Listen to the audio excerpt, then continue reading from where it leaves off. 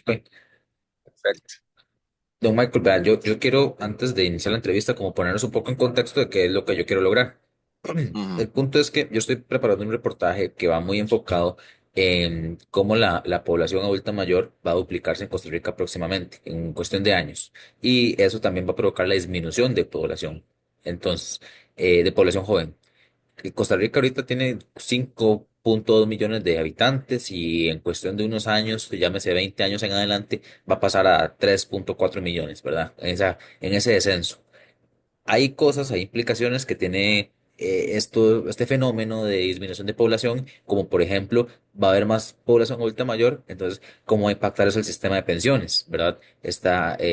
Yo ya incluso tuve una entrevista con el gerente de pensiones de la Caja y él me da sus impresiones y demás, pero también el cómo la fuerza laboral va a disminuir. ujú.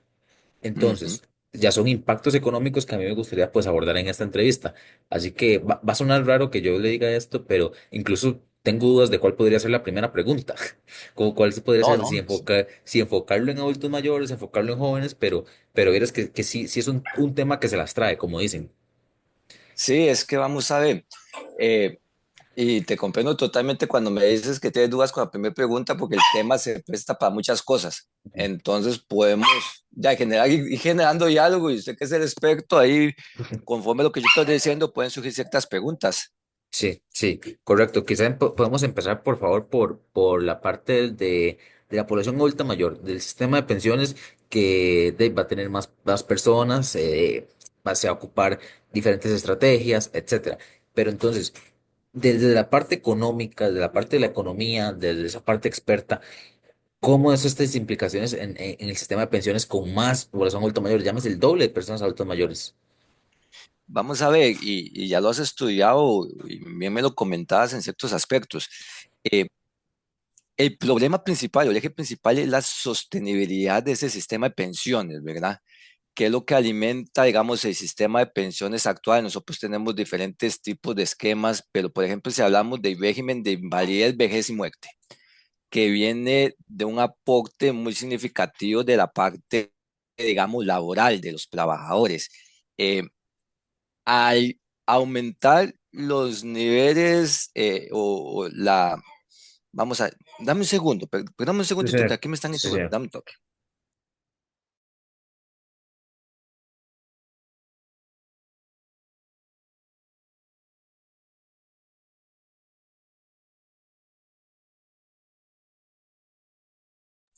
Disculpame aquí, vea. Tranquilo. Vamos a ver. Hay varios elementos que afectan esta situación, Byron. La esperanza de vida está aumentando. Ujú. Eso implica que haya más personas que dependen de una pensión. Eh, el nivel de natalidad está disminuyendo, es decir, menos personas nacen todos los años y lo hemos visto un fenómeno a nivel país. Cada vez las familias tienen menos cantidad de hijos, ¿verdad? Es una tendencia que no solo está marcando Costa Rica, sino toda Latinoamérica. Como te decía anteriormente, el esquema principal de pensiones de nuestro país, que es el de invalidez, vejez y muerte, es un sistema que viene a sostener las pensiones actuales y está muy en función de la fuerza laboral actual. Si esa masa de personas trabajando actualmente, por decirlo de alguna manera, va disminuyendo, ¿de dónde van a salir los recursos para poder darle una pensión digna a las personas? En el siguiente entendido, Byron, que cada vez van a ser más personas las que se van a estar pensionando y su esperanza de vida es más larga. Ujú. Entonces, sí preocupa mucho desde esa óptica, porque nosotros nos tenemos que preguntar de dónde vienen los recursos o de dónde van a venir los recursos. Yo lo veo mucho en el ámbito académico, Byron, cada vez son menos estudiantes, muchos estudiantes inclusive con aspiraciones distintas a hace unos 5 o 10 años atrás, por ejemplo, estudiantes que se preparan aquí en el sistema educativo, pero aspiran a irse a trabajar fuera del país o con becas de estudio fuera del país. Entonces, la fuerza laboral desde diferentes enfoques se nos está haciendo pequeña y no hay quien vaya a sostener ese sistema que requiere mucho, mucho dinero, ¿verdad? Y hay un factor importante, y me voy a adelantar, no sé si me lo vas a preguntar más adelante, no solo es un tema derivado de la parte de que la población se está envejeciendo y hay menos personas naciendo. Hay otras problemáticas de índole social que están afectando mucho. Te pongo, por ejemplo, el crecimiento del empleo informal en Costa Rica. Hoy estamos en una cultura, una generación, no sé si es una tendencia o vino para quedarse, pero hay muchas personas que están emprendiendo, principalmente después de la pandemia. Pero gran cantidad de esas personas que están emprendiendo lo están haciendo desde la informalidad. Personas que no están contribuyendo para una pensión futura y mucho menos están aportando recursos para sostener las pensiones actuales. Y es una tendencia que va en aumento. Entonces son muchos elementos que pueden estar afectando, ¿verdad? Sí, es que es eso mismo, digamos, es toda una problemática porque aquí tengo los datos ya como más específicos e incluso le voy a leer uno de tantos que tengo, donde dice que en 1990 la cantidad de hijos por mujer era de 3,26 hijos por mujer. Ahora, en 2024 es de 1,3. Entonces ve cómo pasó prácticamente a menos de la mitad, o sea, el 40% se podría decir de hijos que se tenían hace 30 años, es lo que se está teniendo ahora las mujeres en Costa Rica. Y no solo eso, sino que se estima que esta cifra siga bajando. Entonces, ¿cómo hacemos? O sea, desde ya el análisis propio de no pensar solo en que hay que implementar estrategias, sino de una vez a la acción, el famoso call to action. ¿Cuál tiene que ser ese call to action en el sentido de baja la fuerza laboral, hay más personas emprendiendo, que es un factor que quizás no, incluso yo podría decir que no había contemplado, que es cierto. Entonces hay personas que no están cotizando en la caja, pero hay personas que necesitan más de esa cotización. Entonces, ¿qué se tiene que hacer o cuál es ese análisis en el mediano, largo plazo para poder darle abordaje a este tema y no solo quedarnos con el problema, sino cuál sería esa posible solución? Sí, Byron. Vea, a manera de acciones y viendo un poquito la experiencia internacional, porque lo que estamos viviendo nosotros hace unos años lo veíamos en otras economías y lo veíamos como una realidad muy lejana. Te pongo ejemplos de países, por ejemplo, como Canadá, el mismo Japón, que han mostrado estadísticas como las que me estás diciendo en este momento y que han hecho algunas de esas economías, la misma China en su momento, eh, incentivar desde un apoyo estatal, ¿verdad? El que las familias, ¿verdad? Aumenten esos porcentajes en la tasa de natalidad, en el número de personas, ¿verdad? O hijos que puedan tener. ¿Por qué? Porque bien lo dices, hablamos de tasas de 3,26, ahora menos de 2, y es una tendencia que sigue hacia la baja y parece ser que las personas no tienen, digamos, un enfoque diferente en el mediano o largo plazo sobre esto. Entonces, ¿qué han hecho muchos países? Desde la parte gubernamental han dado algún tipo de subsidio justamente para motivar o que se genere un cambio en esta estadística en particular.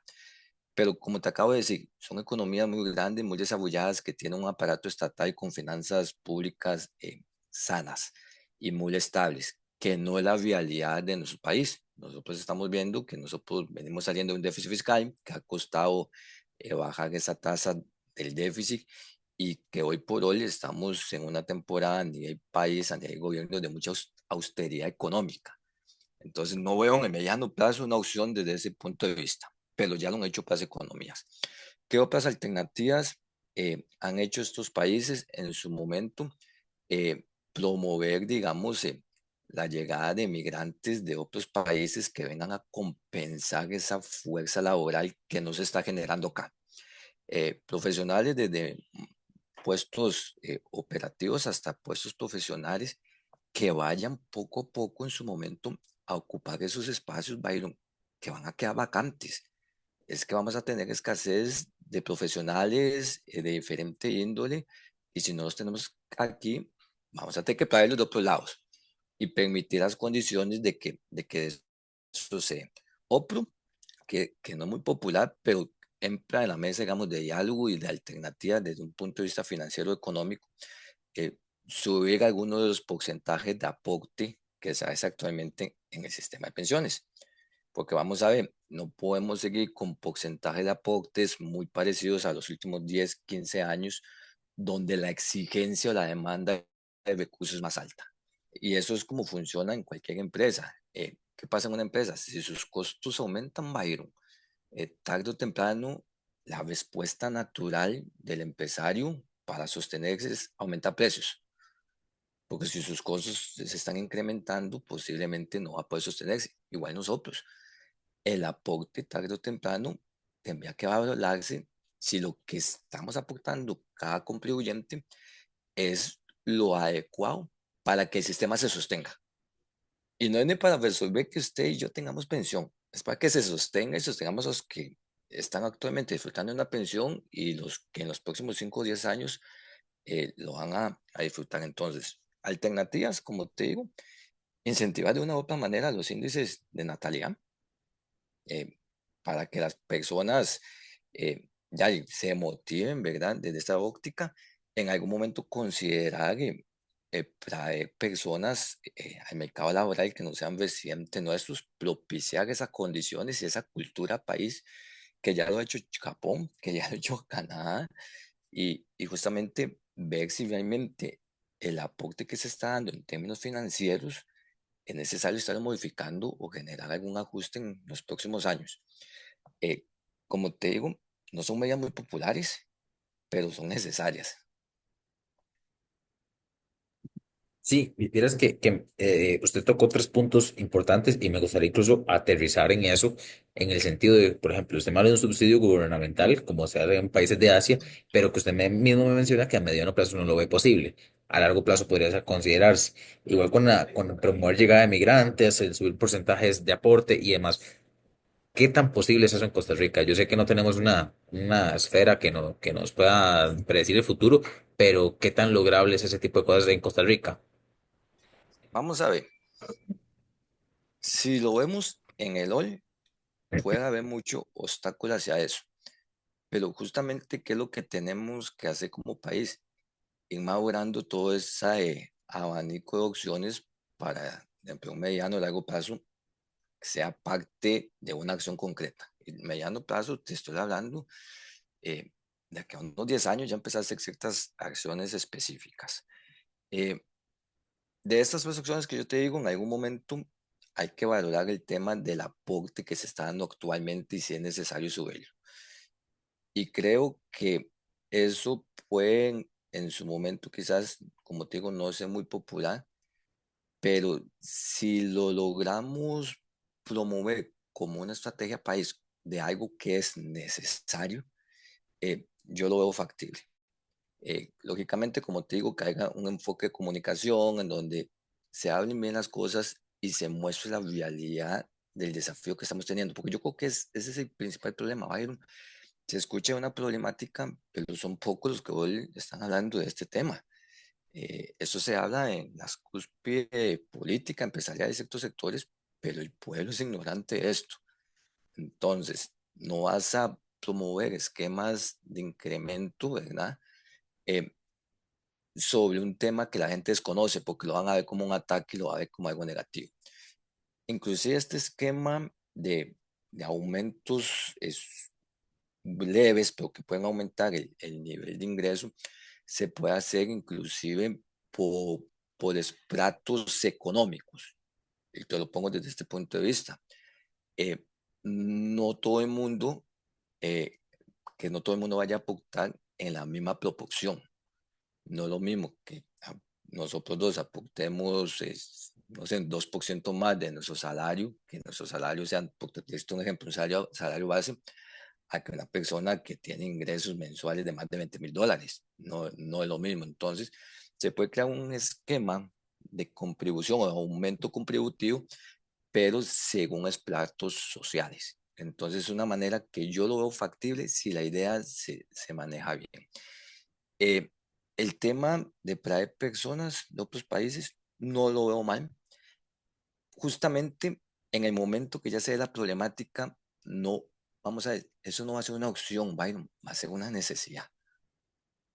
Va a ser una necesidad cuando veas que hay problemas en el tema de la salud, en el tema de construcción de carreteras, en el tema de agricultura, en el tema de educación. eh, Llega un momento en que no se vuelve una opción, es una necesidad porque no tenemos el recurso disponible en el país. Y de esas presunciones, eh, el incentivo gobierno es la que veo, digamos, más compleja, suponiendo que nuestras finanzas en los próximos 10 años quizás no estén en la situación que estén ahorita, pero tampoco las veo en una situación de un superávit importante, ¿no? Entonces, esa es la que veo, digamos, menos probable por el tema de la situación financiera del país. Esto que usted me decía me parece muy importante cuando usted abarca el tema, el que esto es algo prácticamente que nadie habla, que todo el mundo sabe que puede pasar y más, pero que nadie habla. Si hablamos incluso de cómo usted desde su perspectiva como experto puede ilustrar la situación, cómo se ilustra esto en el sentido de, ok, en este momento X cantidad de personas aportan y la fuerza laboral aporta X, pero si eso disminuye, ¿qué vamos a perder? ¿Cómo se podría ilustrar eso? ¿Cómo podemos describir ese panorama al que nos podremos enfrentar si no se actúa? Ok, nada más ahí, nada más para complementarte un poquito de lo anterior, yo te di tres opciones de muchas que pueden existir, pues son las que yo veo más viables. Pero inclusive en algún momento, ya que se está haciendo, el problema es ese, aumentar la edad de pensión de las personas, pues ya estamos hablando que ya estamos hablando de niveles de 65 años, y ¿qué es lo que se viene? Que te pensiones a los 67, 70 años, pero es algo que en algún momento se ha discutido. Eh, Ve cómo formalizar toda esa cantidad de personas que están en el empleo informal, que esa es la situación con el tema de la parte informal, es un problema ahorita, pero nosotros estamos hablando que en un futuro no va a haber ni personas trabajando en lo informal porque no va a haber fuerza laboral. Eh, con lo que me acabas de decir, y te interpreto la pregunta en cuanto al mensaje que tenemos que dar nosotros como país. Vamos a ver, Byron, esto es un tema de debate nacional que sí o sí ya se debería inclusive estar conversando como punto clave en los próximos procesos electorales. Yo no consigo un debate eh, que ya no contemple este tema como algo relevante. Sí o sí va acompañado de ese discurso público, pero que haya un apoyo de diferentes participantes. Y te lo pongo desde este punto de vista. A nivel político, pensando en el próximo proceso electoral, es un tema de discusión. Ahí hay una tarea importante. ¿Qué otras tareas podemos hacer nosotros justamente para crear conciencia? Ya en las aulas de niveles inclusive secundaria y mucho más a nivel universitario, tenemos que hablar de esos temas. Eh, las escuelas de economía, las escuelas de negocios, inclusive de ingeniería, tienen que ver este tema como un problema eh, eh, país. Así como hablamos mucho de inteligencia artificial, que está en tendencia, así como hablamos de cambio climático, eh, ese es un riesgo que nosotros tenemos encima como país. Usted cabe un apoyo de la parte de educación, de los medios de comunicación, que promueva más esto.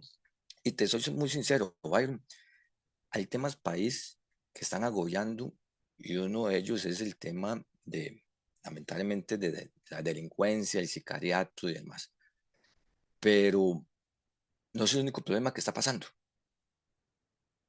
Y, y justamente, qué bueno, por ejemplo, que ustedes que están tomando esta iniciativa, pero que no sean los únicos medios de comunicación que lo dialoguen.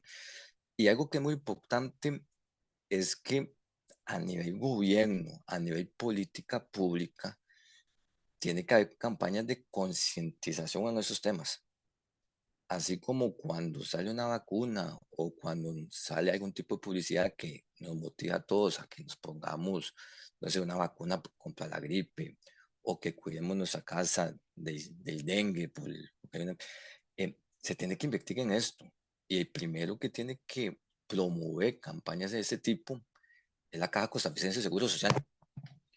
Y no me refiero a anuncios en televisión que quizás son altísimos, pero notas en prensa, redes sociales, que hagan paneles de discusión en donde seamos sinceros con la población y se diga y se muestren cifras reales de qué es lo que está pasando y qué es lo que esperamos en los próximos 25 30 años. Lamentablemente, Byron, el ser humano y todos en general, muchas veces somos reactivos. No prevenimos las cosas, sino actuamos por reacción. Y yo creo que en el momento en que las cosas se digan como son, de una u otra manera, y me vas a disculpar la expresión, las personas se van a asustar. Cuando usted se da cuenta en un anuncio de Facebook de la Caja Costarricense de Seguro Social o en un medio de comunicación que existe una alta posibilidad de que te quedes sin pensión y ya tienes 40 años, eh, uno empieza a buscar opciones. Y sabemos que hay opciones de pensiones voluntarias y demás que hacen que las personas tengan otras alternativas. Porque el problema es, no sabemos cuál es el problema, no dimensionamos la magnitud del problema, pero tampoco sabemos cuáles son las opciones que podemos tener nosotros para tener una pensión digna. No hay información. Y eso se promueve así como promueves cualquier otro tema, con campañas, con debates, que aquí como estás haciendo en este momento, pues, yo pongo ideas, ¿verdad? Y todo lo que se me viene a la mente yo lo digo. Qué bonito un Facebook Live sobre este tema, donde ustedes tienen X cantidad de seguidores en redes sociales, donde esté Michael, esté un compañero de la UCF, está alguien de la caja, pero constante, constante. Porque si esto simplemente es una noticia o lo vemos pocas veces, la gente lo olvida. Sí, sí, don Michael, yo quiero, incluso ahora que usted lo menciona, em, parte de este proceso creo que es el informar bien. Y el informar bien de esto serían los datos, los números. ¿Qué tipo de datos o números me puede dar usted a nivel de proyección? Porque si bien yo tengo los datos como qué es lo que se estima, qué es lo que se prevé y demás, a nivel de proyección es lo que le comentaba quizás en la pregunta anterior. El ilustrar el que hoy se aporta X cantidad, por hoy somos X en fuerza laboral, ¿cómo ese impacto, qué tan fuerte, qué tan grande podría ser ese impacto al haber una disminución, incluso, no sé, del 50% de personas? O veámoslo al revés, ya no hablemos de fuerza laboral, ahora hablemos de pensiones en ese aspecto, digamos, que ya no va a ser 15 personas pidiendo pensión, sino van a ser 30, a veces el doble, por ejemplo. Entonces, a nivel de impacto, ¿cómo se mide ese impacto en números, por ejemplo? ¿Cómo se puede ver? Ok, dame un segundo para bajar aquí unos datos que tenía.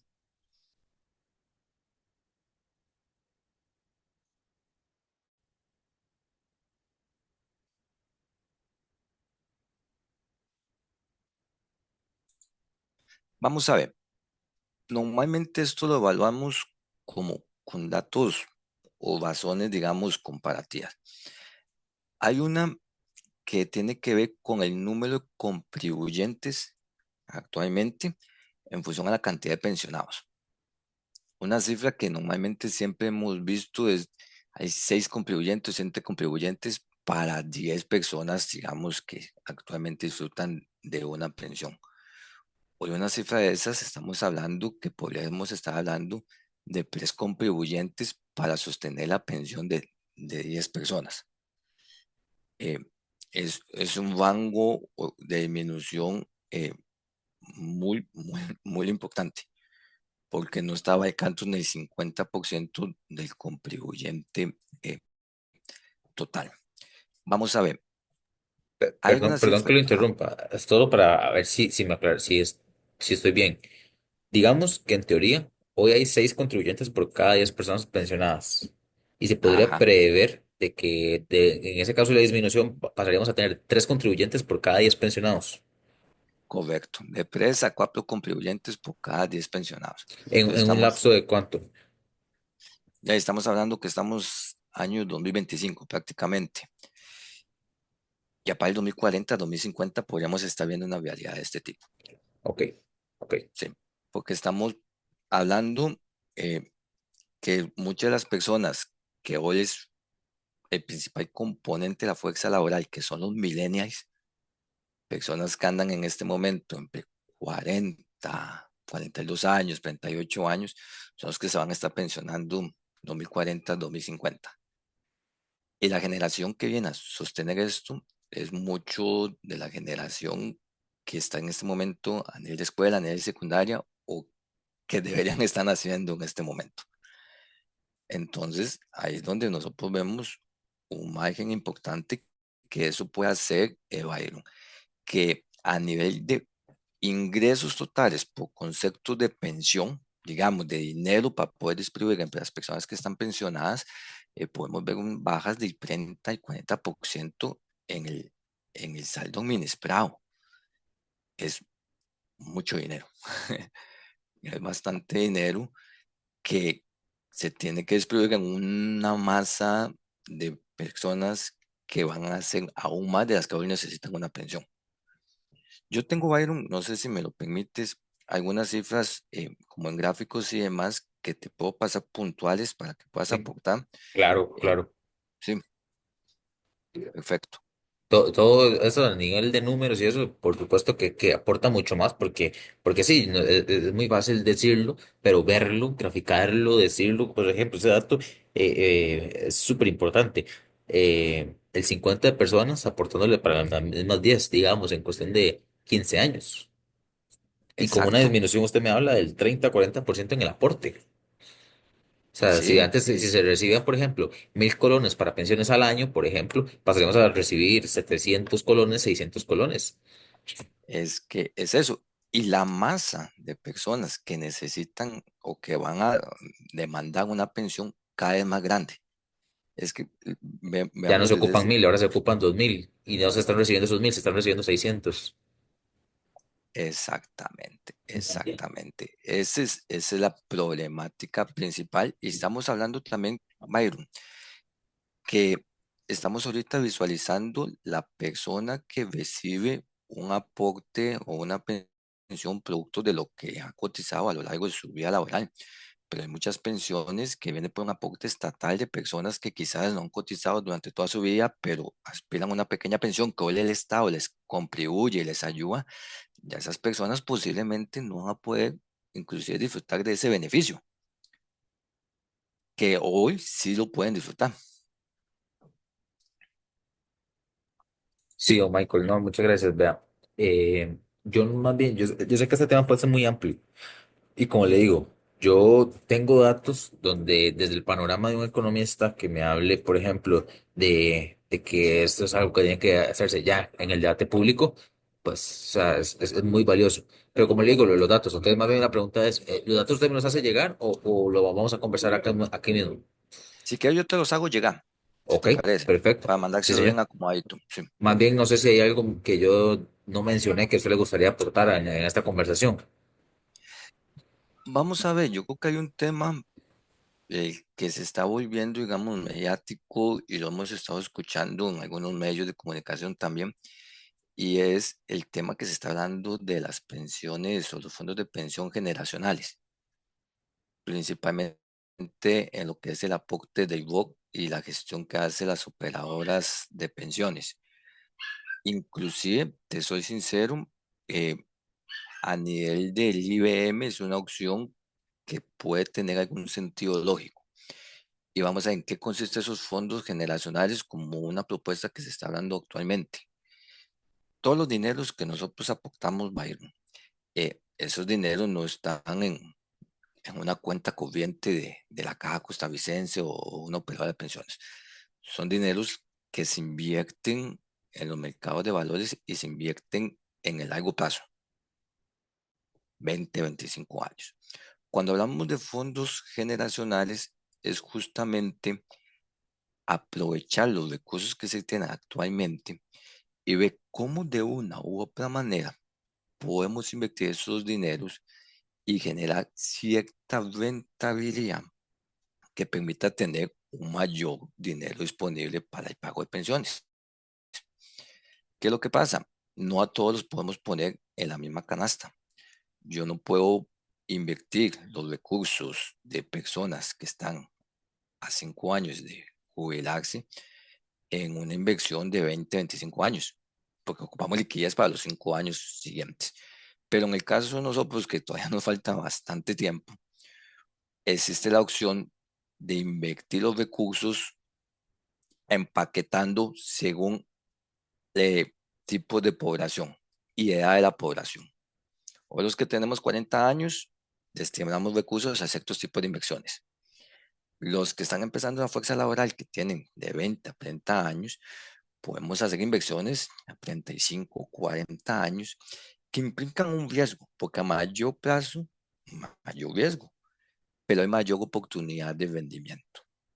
No es que esas inversiones se van a mantener en el largo plazo siempre, pero se van ajustando conforme llega la edad de retiro a recursos más líquidos y poder tener una mayor rentabilidad. Porque hoy en día, ¿qué es lo que pasa? Todo lo tenemos metido en una sola olla. Entonces, el que está pronto a pensionarse, ese dinero que va a gozar está invertido con el mismo dinero de la persona que falta 40 años. Entonces, eso Perdón, dentro del mismo ejemplo ese de la olla, digamos, están comiendo la misma sopa. están comiendo la Y misma la sopa. persona que va atrás, eso es la que menos caldo le va quedando, menos caldo le va quedando, menos caldo le va quedando. Vamos a ver, a veces más bien es al revés. La que está en el corto plazo puede ser que le quede menos caldito, Mm, porque no se la ha estructurado para que este momento que ya se acerca pueda gozar una buena rentabilidad. Con el que le falta más tiempo, Byron, podemos justamente hacer inversiones de largo plazo para que en 20, 25 años goce de una pensión con una buena rentabilidad. Y mm. tenemos tiempo para hacer esa gestión. Entonces yo no puedo meter en esa sopa al que está a punto de comérsela, mientras que hay otros que literalmente ni la van a probar en muchos años. Ok. Sí, Sí, sí, sí, entiendo. No, don Michael, muchas gracias y le agradezco los datos y cómo usted me ilustra esto porque es muy valioso, sí. Insisto, yo creo que al final los números son los que hablan y yo me sigo quedando con este dato bueno, va a ser la mitad de personas contribuyendo prácticamente para lo mismo o más, incluso más, yo diría más, para más personas en cuestión de 15 años aproximadamente. A partir de estamos 15 años en hablando adelante, del 2040 en adelante. Vamos a ver, 2040 en adelante. ya estamos Sí. teniendo problemas, pero la realidad es que en el 2040, 2050, si seguimos sin hacer ningún tipo de ajuste hoy, vamos a tener un problema con las pensiones de las personas. No te estoy diciendo que no vamos a gozar de una pensión, pero posiblemente sea una pensión baja en función de lo que nosotros hemos cumplido toda nuestra vida y quizás van a haber situaciones en las cuales vamos a tener que tomar medidas de emergencia si nos hacen algo ya. Entonces, tenemos una brecha de tiempo para hacer ajustes, ajustes que posiblemente no van a ser populares, pero sí son necesarios. Sí, no, perfecto, Michael. Le agradezco mucho el espacio, la tarde y nos seguimos hablando en el camino porque creo que es importante seguir abordando el tema. Si no, con todo gusto, más bien, Byron, si quieres hablar en el WhatsApp, me mandas en un correíto para mandarte Ok, algunas cifras. Te lo voy a poner muy puntual. Me imagino que esto ok, lo vas a hallar como algún tipo de artículo o algo, entonces, sí, correcto. como algún tipo de tabla estadística o algo así, Ok, para, para que lo tengas ahí. Si ocupa algún dato adicional, me lo pide. muchas gracias, don Michael. Le agradezco mucho y que pase una linda tarde. Con todo gusto, Listo. Byron. Hasta luego. Muchas gracias. Hasta luego. Fuera.